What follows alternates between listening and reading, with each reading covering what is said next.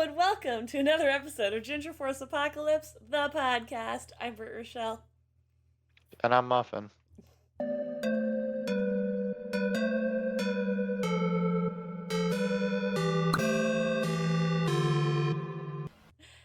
And we talk a lot about consoles and console wars, how I've been taking a sure but steady, questionably slow approach to the Xbox side, or as I like to call it, the dark side of gaming, as I grew up on PlayStation, Sony products, Spyro, Crash, that whole smorgasbord of platforming and amazement and fun. But there's Amazement is not the word you should use. Oh, have you ever played Treasure Planet for the PS2? No, It's a goddamn but I good wouldn't game. say that Sony wins it on, that sort of game. Really, what about God of War? Wasn't what Sony won off of, but Oh, if that's, the hill you want to try and die on, by all no. means. Actually, funnily enough, it is not the hill I want to die on. Not today, because we are talking about non console gaming. Because well before even me having a PlayStation or a Nintendo, anything, I had good old fashioned plug and play consoles and DVD board games, and I just kind of want to take a trip down memory lane and talk about video games that we may have played that weren't console related, or just games in general. Because neither of those categories that I just brought up even approach the Happy Meal toy gaming that was a short but memorable ride in the McDonald's Happy Meal history. But what was your first non console gaming that you can remember that you enjoyed? Game Boy, I guess. Okay, fair enough. Not really where I was going with that, but that's okay. I mean, it's not a console. Fair, touche. That's on me. I made the breath a bit too wide. Set the bar too low. Hmm. Like that scene in what is it, The New Girl? Yeah, exactly. That's on As me. I set the bar too low. yeah, I just saw one like that with Average Britney moment. with. I am actually Jess from New Girl. She is my spirit animal.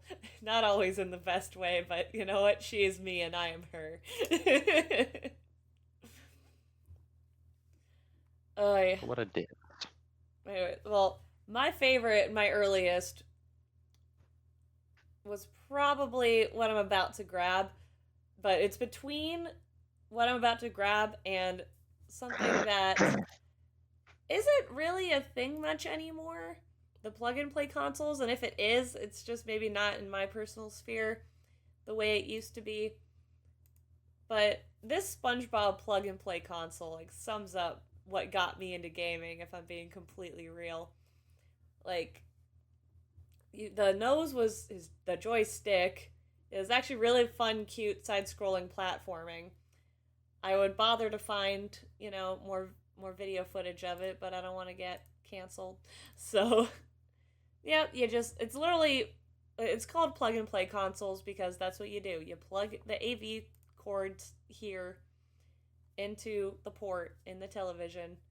You hit the little on switch and boom. The only buttons you need are the button here to go back to the menu.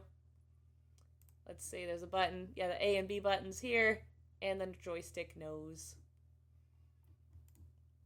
Now, I remember this being the real popular one, but what's the first thing you think of when you think about these plug and play sets? The SpongeBob one, Yeah, the because SpongeBob I one? had that one. Finally, a mutual gaming experience for us. I had SpongeBob. that one and the arcade one, so like Galaga, Dig Oh, Dug, nice. all of those. Like, if I wasn't playing the Wii that we had, I was playing fucking Galaga. Tracks. See, finally, it's the thing that connects us as gamers is fucking SpongeBob. Well, I mean, I've never not been a gamer. I didn't say I wasn't ever not a gamer. All I'm saying No, is, but you're still not. It's okay. He's just Emotional damage. alright. Now that I've done that. When we're talking about plug and play consoles, I think there's one we can't not talk about. That's this one right here. Remember the Spider-Man one? No, I never had that one. I didn't have this one, but I remember trolling memes or whatever in like middle school, high school, and people attributing this plug and play console as to why they were gay. And I'm like, yeah, I see it. Spending hours a day gripping that joystick.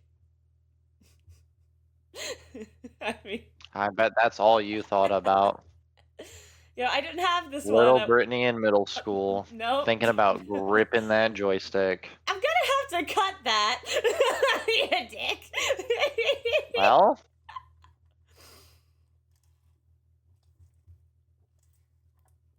you're the one that's bringing it up there, so. Can't believe you. But from what I understand, it was a really fun one. Again, I played, no, my cousin played. I watched him play.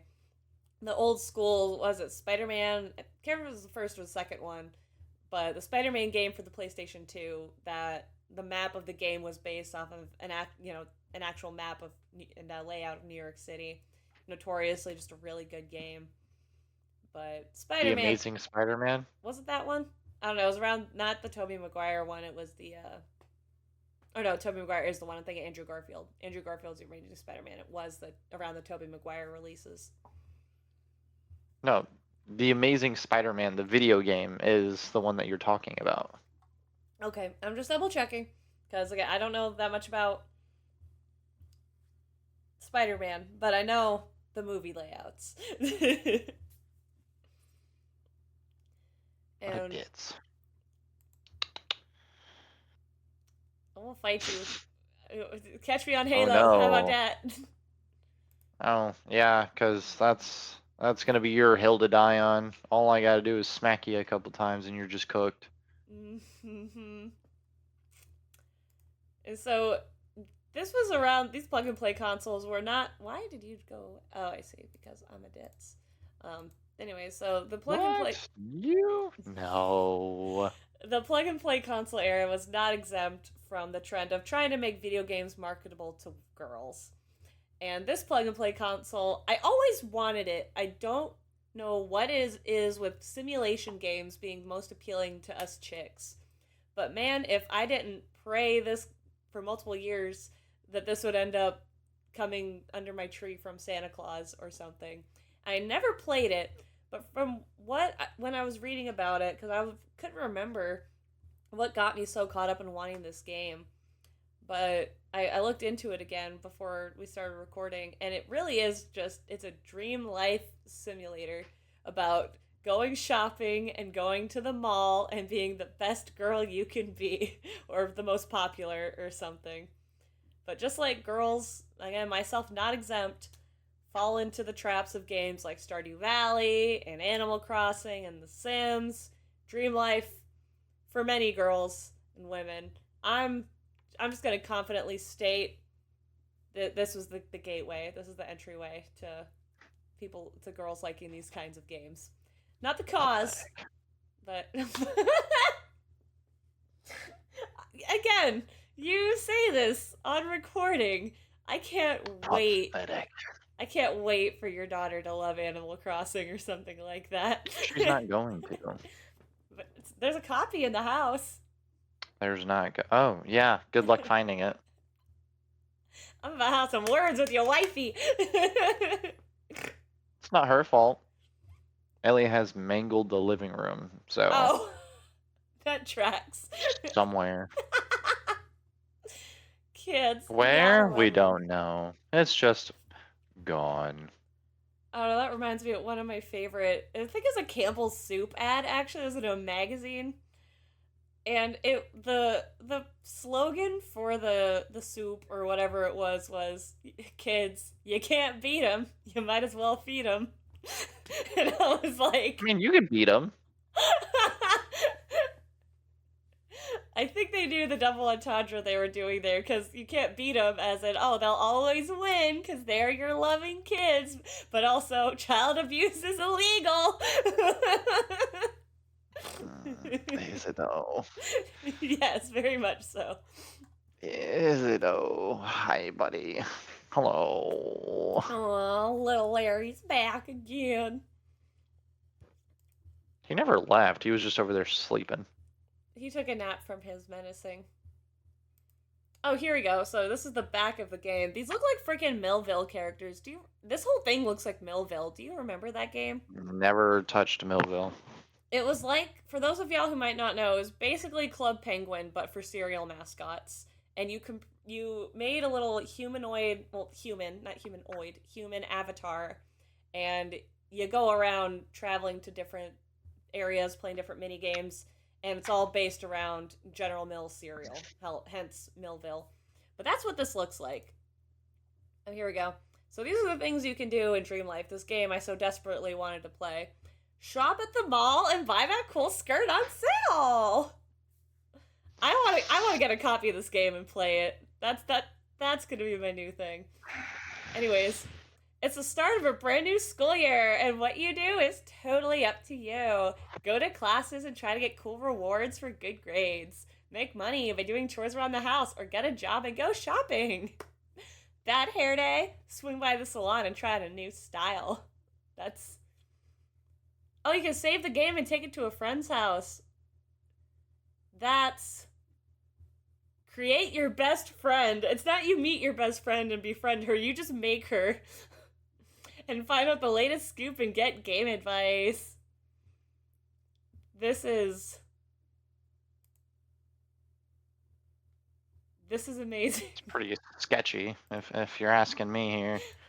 Look at Like, that think face, of all the neck. Think of all the prees in you know, the kids, not the kids, the teens, the legally of age teens making their best friends.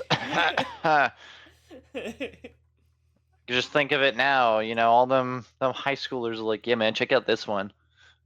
I can make her say dick. Actually, I wonder if you can.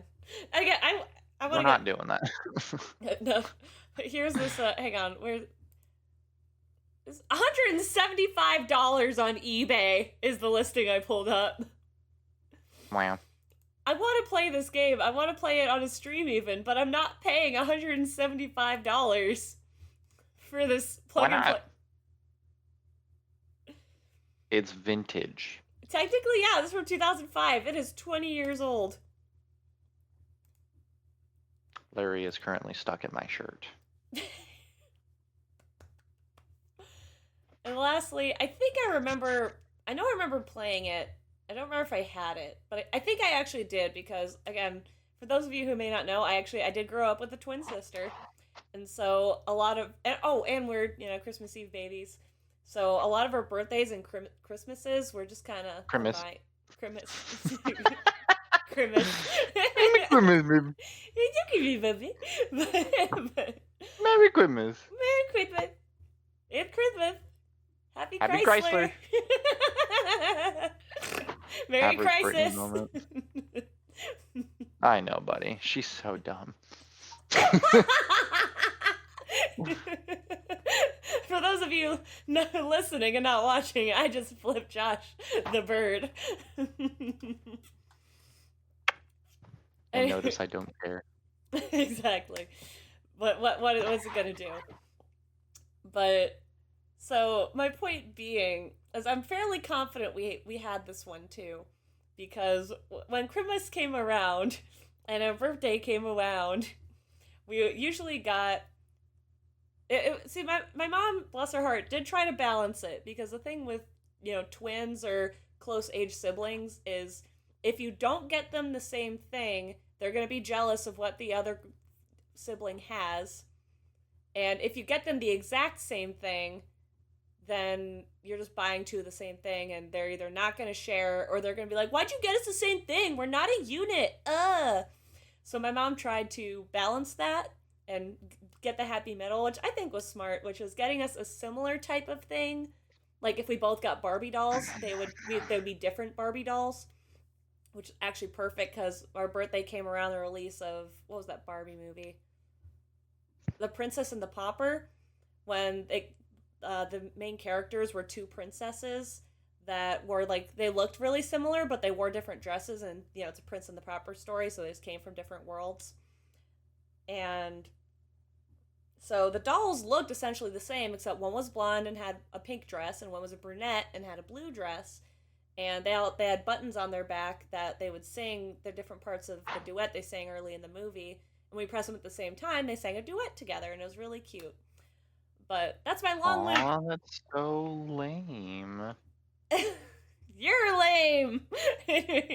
But similarly with this one, me and my sister were clearly getting into video games, and before this was again well before the purchase of the PlayStation that we had to share, but because we didn't get separate consoles, that was a step too far, and I don't blame anyone for that.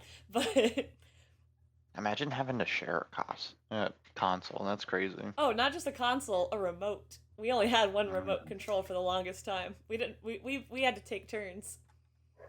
I would shoot my head off. That's very PG-13, by the way.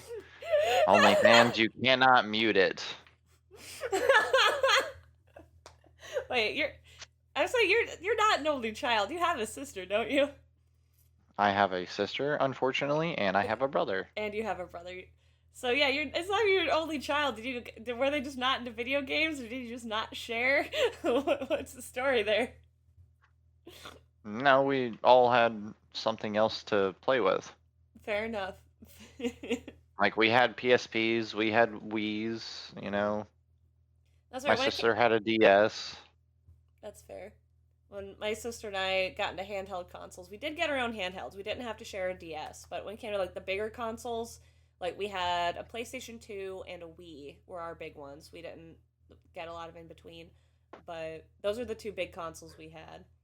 And we obviously just got one to share, and we did have multiple Wiimotes, so there's a lot of Wii Tennis and Wii Bowling. I used to beat everybody in Wii Tennis. Wii Tennis is just amazing. Mainly because, anytime they would fling, I would just Fap away.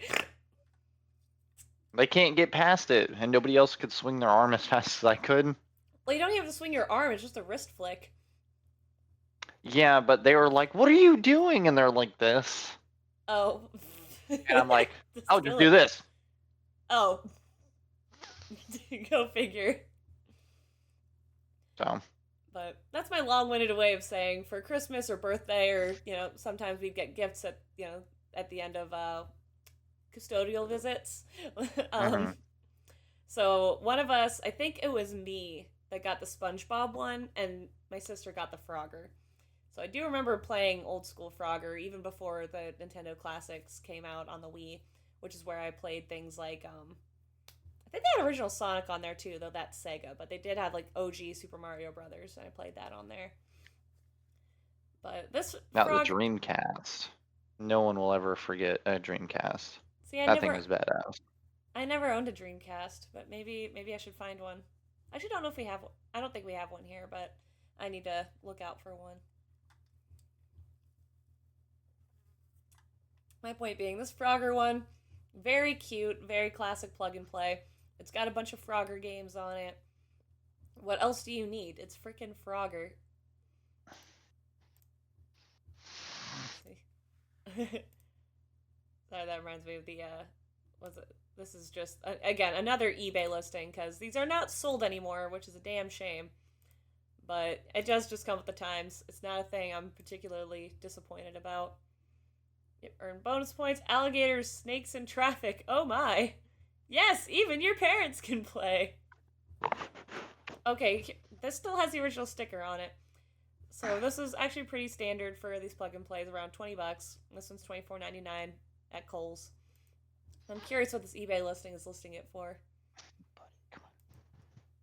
$23. Actually, not bad. I would buy that. And it's a brand new condition. Again, there's some wear and tear on the box, but overall, not bad. Are you sure about that? I mean, again, $23 for something that came out 20 years ago and is less than the MSRP back then? I think that's a win-win. But I'll admit, something else that really got me, it's, again, this, I don't think this technically counts as a video game, but I wanted to include it because it is interactive. It doesn't require a console. All you needed to play these games was a freaking, what's it called? A DVD player. You know, remember those back in the day? A DVD player. Yeah, God forbid, anybody have a VHS player. I mean, Oh man, a think about VCR. that. I want a VCR actually. I need to. I'm seriously about to call my mom and be like, ship over my old VHS tapes. I want them. But that's for a different experiment. Well, Experiment. well, it's not really an experiment so much. Experiment. A experiment. No, it's more so just checking something because I'm curious. Basically, Right. well, okay, so I've been watching Kiki's Delivery Service a lot recently. It's a comfort movie of mine. It's one of my favorites. But and Amazon Prime has the English dub, which is what I grew up with. I grew up with the English dub of Kiki. But the introductory song is still in Japanese. So I'm assuming that's the original song from the Japanese dub. But from my memory, because I was a pretty astute child, I saw things and I tended to, if not understand them, at least comprehend what was going on. I don't remember that opening theme song being in Japanese. I'm pretty sure it's just some early 2000s pop song because it was the early 2000s. And, I guess the US government or someone who handles distribution was like, the kids aren't gonna get that this is from a foreign country, so we shouldn't include the original theme song. But I don't know. Again, I just want to watch it on a VHS through a VCR, the original way I watched it, and see if I'm right. But we're not talking about VHS. Long way just to go. I want to watch it on this film, on this platform. There's a full-winded explanation for it though, and I just gave it to you. In a pretty condensed version, if I might add. That was condensed? Yes, it was condensed. I could stretch it out longer if you want me to. It could just. I got something you can stretch out longer. How about that? But no, do you remember DVD board games? That lovely little hybrid of gaming? Where you could get No. What, really? You've never... Not one? No. Well, have I got a concept? Sorry, I was cultured. I don't know, I think that makes you the opposite of cultured. Because you've Nope. never played. Disney's seen it? No. Because, again, I'm cultured and I don't sit here and go, you know what sounds great? Lame-ass Disney games. Well, hang on. What about Seen It? The movie edition! The second edition! Again, no. Wait, yes more! What about Nick Seen It?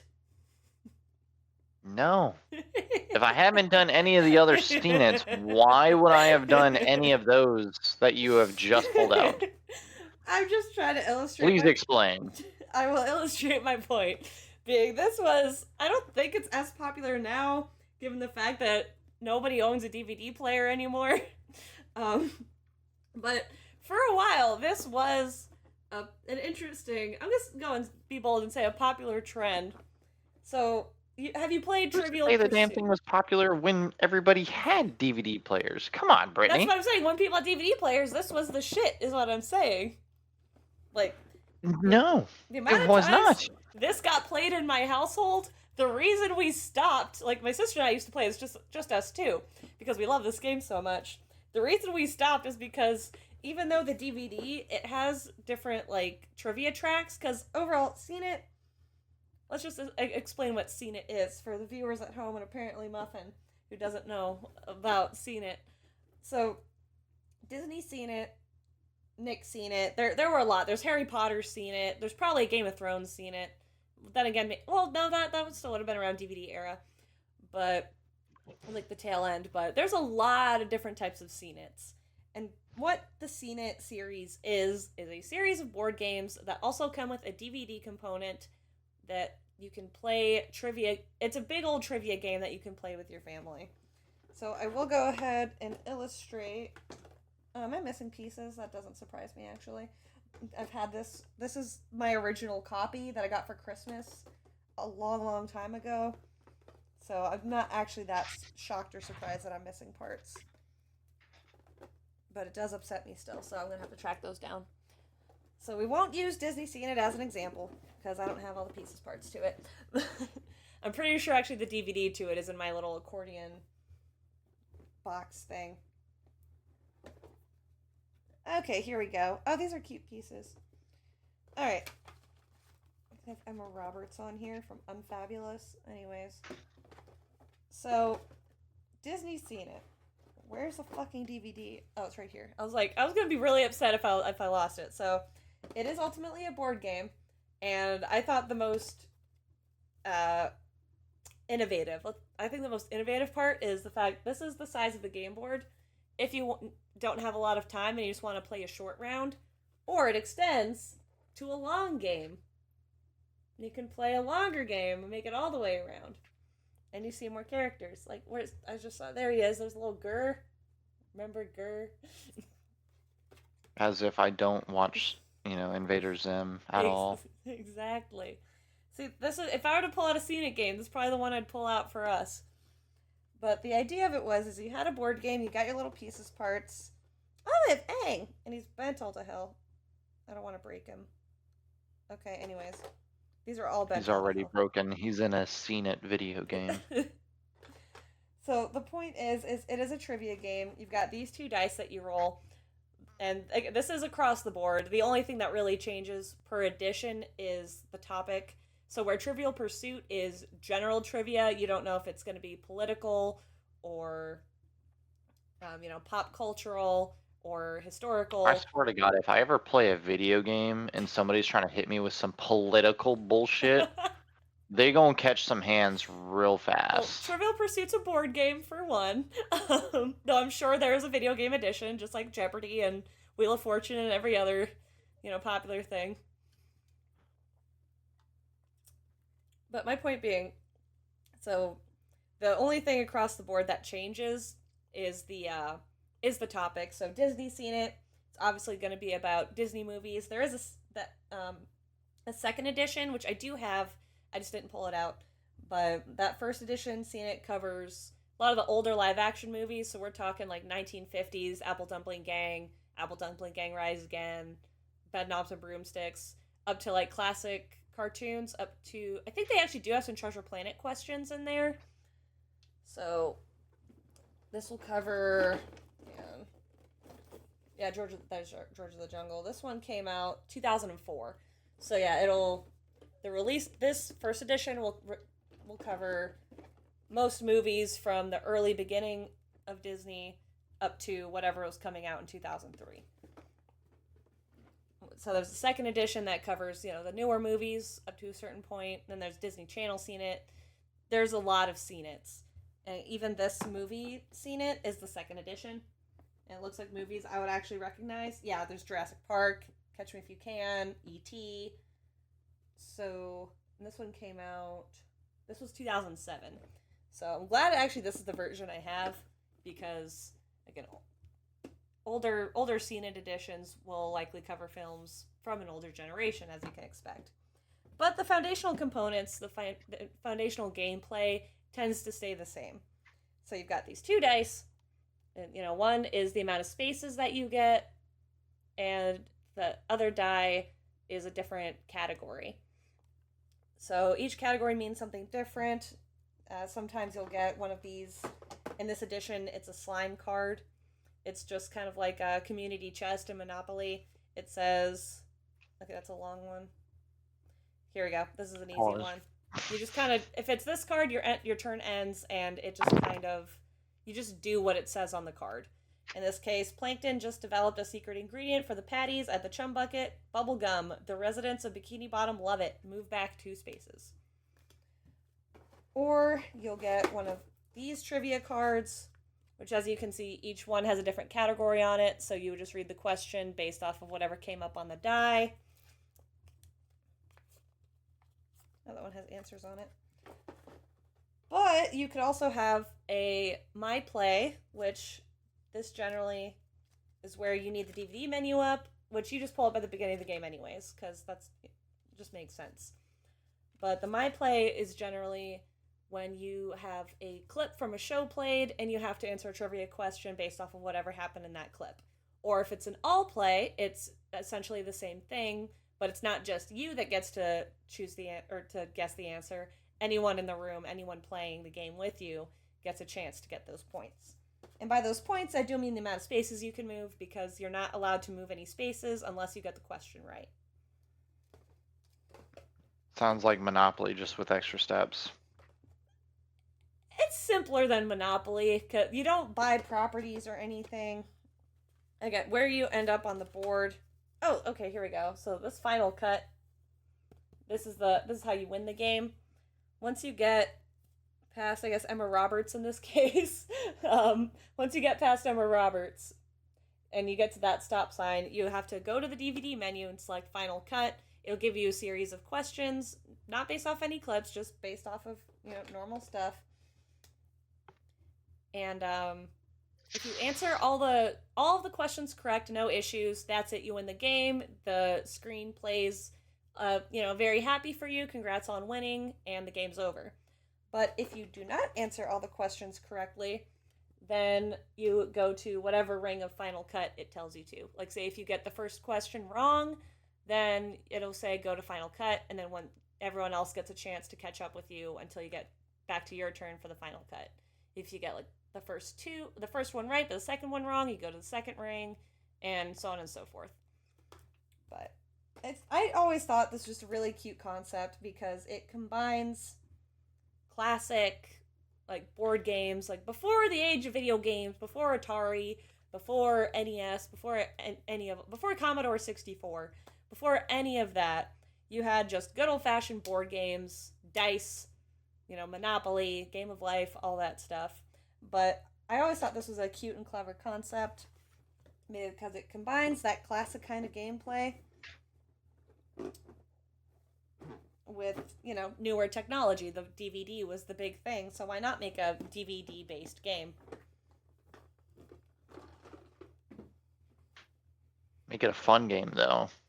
You've not played! How do you know it's not fun? It's trivia, Mr. I feel cultured. Exactly. Trivia is not fun. Trivia is boring. How do you not like trivia? That's like it's just knowing stuff. You love knowing stuff. Boring. It's when it's actually pertinent to anything that I actually want to know. Oh, so you've never watched a single Nickelodeon show? We didn't literally a single what? Because you cut out. Nickelodeon. Yeah, I've seen Nickelodeon. I don't go out of my way to sit here and go, let me look up some trivia. No, but you know what we did in the last episode just do? We referenced an older SpongeBob episode to compare it to the modern phenomena, which is everybody fucking hating the new Cracker Barrel rebrand, comparing it to Krabby O Mondays, and I was like, was that brown sludge or gray that Krabby O Mondays was serving to customers as Krabby Patties? And you were like, oh, I remember that one. It was gray. And I was like, you're right. Would that not come up in a SpongeBob trivia night? No.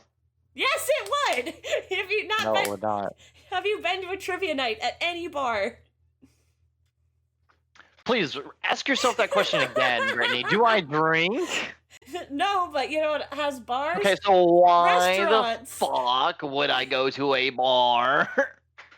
So you've never been to just, what's that? Shoot, that really good restaurant in Georgia with the gator as That's very descriptive.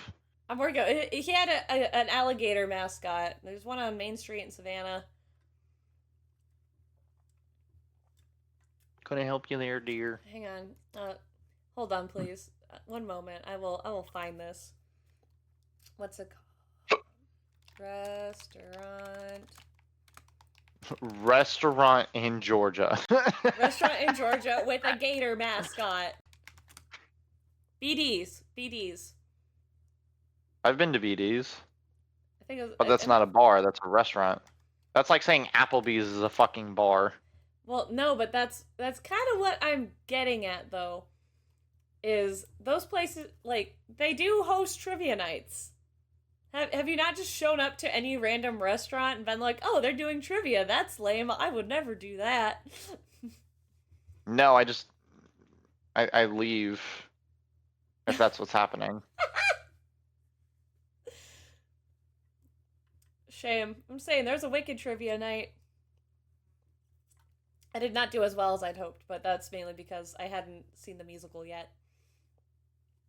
Oh no. No, literally. Not watching a musical. One of the trivia questions was, what were the 3 fruits mentioned during the Dancing Through Life sequence that, Bach says to Nessarose at the party? Like, that wasn't in the movie, at least not to my memory. And it's what I would have said. Fruit 1, Fruit 2, and Fruit 3. Because everything about that damn musical is fruity. It's very fruity. The book's even fruitier, if you can believe it. But no, it's fun stuff like that. It's how well do you just pay attention to the stuff you watch or read, and I like that. Or in my case, how well can you pull an answer out of your ass and win the game? Because I did do that once. Me and my family and friends used to go to. Did you ever go to the Chromatic Dragon before it shut down? Nope, never got the chance to. Always wanted to though. It was a good time. They had trivia night on Wednesdays. It was great, and the food was actually really good, and so were the drinks. But I digress. It was. Really you nice. digress for a lot. I do. I get on tangents and topics, and I can't help myself. You could always just go, anyways. But it's not really a podcast, is it? I gotta talk and stuff. So you have to say I digress because it's a podcast? Well, no, it's just pretty because... lame. Okay. Anyway. Kind of a weirdo does that. Man, it's a podcast. I digress. We're speaking podcast. I digress. My point being was the last question of the night, you could bet a certain amount. Well, you could bet any amount of points. You could bet like 1 point, or you could bet the whole shebang if you're confident in yourself.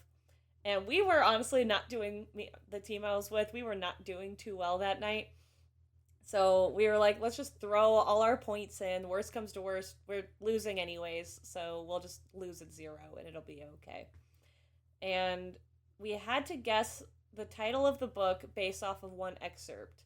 I think it was from the epitaph, or like, not the epitaph, but whatever the first lines in a book are. Can't remember, there's a word for it, but I don't remember. The epilogue? No, the epilogue is the end part of the book that happens sometime after the story officially ends. Anyways, but I don't remember which quote it was from that book, but I've never read this book in my life. And I was like, okay, yeah, this is where I thought this was going to go. But we should still try. We're not turning in a blank sheet of paper.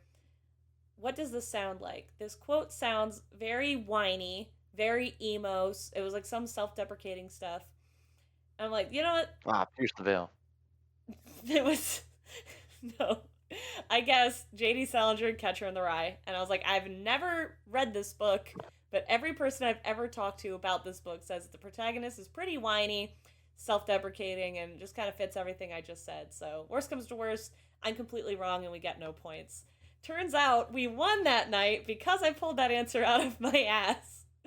And nobody else got it, and we bet all our points. So we won, and my face had to have been something like, what? Because even the MC was like, because I'd said something like, when I turned in, I'm like, I don't know, I've never read these books, I don't know, I'm just guessing here. And so the MC literally, when I was like, oh my god, he pointed me out and he was like, that's right, you won, you pulled an answer out of your ass and you won, you crazy bitch. And I was like, that's me. So the next, Well, next week I showed up with a tank top I'd emblazoned in rhinestones myself with the words "crazy bitch." So, but that was for a Buck Cherry concert. But the fact I still had it on hand, I was like, "Good, Brittany."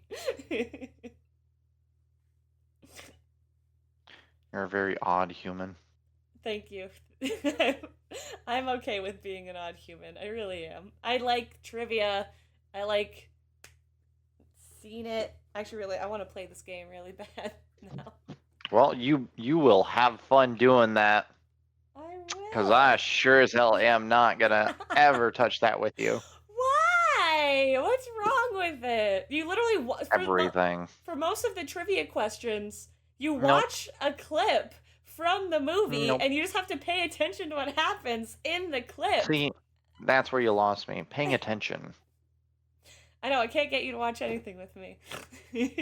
No, because half the shit you want me to watch is some dumb musical. Right. Or something from the fucking World War I era. Right, Tank Girl was a World War I era film. No, but it was definitely a snooze festival. I'll tell you that. I thoroughly disagree. It's not my favorite movie, but it was. No, I know you think it was disagree. fun. Oh, it sounds like a great film to watch as a group. Firefly. Firefly is a show, and yes, that is a great, great series to watch with a group. Nope. It's so good. That's not. Last but certainly not least, another, let's say, early entry into gaming that influenced little old me was the most exciting time ever, if you ask me, which was when Happy Meals decided, you know what the kids need more of? Video games. So they were just like the cute little, what'd you call them? C-cell battery ass little handheld 8-bit side scroller things. But if those did not come with me every recess on the playground, those are, especially the Spyro ones, the Spyro and Crash ones, they were very popular. It was the heyday of, Crash and Spyro. It was around the GBA release. Yeah, it was around the GBA release of the Spyro Season of Fire and Season of Ice, and there was some. It was like Crash Purple and Spyro Orange, like a kind of collaboration Crash and Spyro situation. But yeah, these were all. They look like mini cassette tapes almost, but the top would flip open, and it was a functioning handheld video game. And these ran in 2005. Yeah, Crash Bandicoot Purple, Ripto's Rampage came out in 2004, so really was the tail end of Spyro and Crash hype. And these games were fun. I remember them being frustrating, but they were genuinely fun. And I think this one down here, I remember this one specifically, so I think this is the one that I had. And they're just little mini games that you play after you eat your McNuggets. Based off of modern gaming rhetoric and the focus being on AAA gaming, probably will never see something like this again unless it's a retro release, retro style release. But I would like to see something like this again. Yeah. I mean, you can emulate them, all of them. No, I believe you. I'm just saying, like, instead of giving the kids a tablet with Roblox on it, just give them one of these. They'll be entertained for hours. I will make sure out of all the ones that I'm going to be pulling out of my storage unit in less than 3 days, all of them will be getting refreshed and all of them will be given to Ellie. Good. I love that. You could put like a little gamer girl basket for her when she gets old enough to play the games. It'd be so cute. Like, Obviously. Oh my god, like one of her first headsets with like one of the pink ones with the volume control on it, so she can blast her little eardrums. It doesn't have to be pink. I know, but I know how it's probably going to be this white headset that I have for her. Aww, cute. It's not all about, as much as Muffin's not wrong and calling me out for, it's not all about Crash and Spyro for me. There was also a Sega handheld, which I do vaguely remember. I believe if I had any of them, something about the blue one is sparking some memories. Yeah, these came out December of 2004. So I think again it's the same concept, just different IP. Little mini games, side scroller, 8-bit situation based off of Sega and Sonic games. Yeah, it's there's just a lot of gaming that's outside the console wars, outside of PC gaming, and you can always go back to old school board gaming as well. Board gaming with a twist. You could, but what does board gaming start with? Bored. That's why it never came out to be anything more than that. Boring. There's so many board games still a thing though. Boring.